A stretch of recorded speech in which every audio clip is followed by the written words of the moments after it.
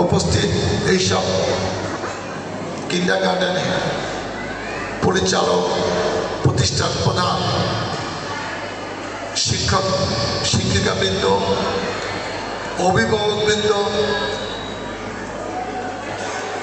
প্রিয় ছাত্রছাত্রী ও সুধীমণ্ডলী, আসসালামু আলাইকুম। আমরা জানি যে আজকে 32টি কিন্ডারগার্টেন প্রথম শ্রেণী থেকে অষ্টম শ্রেণীর মধ্যে একটা প্রতিযোগিতার মাধ্যমে আজকে 215 জনকে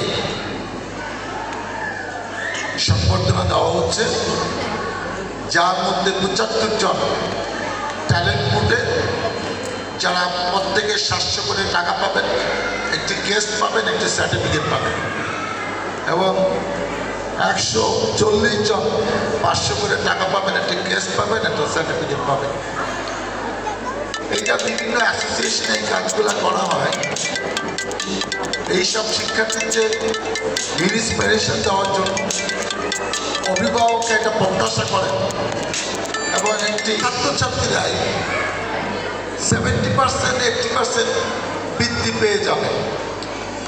ওই সরকারি প্রাইমারি স্কুলে ওই ছাত্ররা কিন্তু বিশ্বাস করি যে আগামীতে যদি বিএনপি সরকার রাষ্ট্র ক্ষমতায় আসে, এটা নিয়ে আমরা কথা বলবো, যাতে আপনাদের এই যৌক্তিক দাবি নিয়ে আমরা কিছু একটা করতে পারি, সেই চেষ্টা, সেই প্রচেষ্টা হওয়া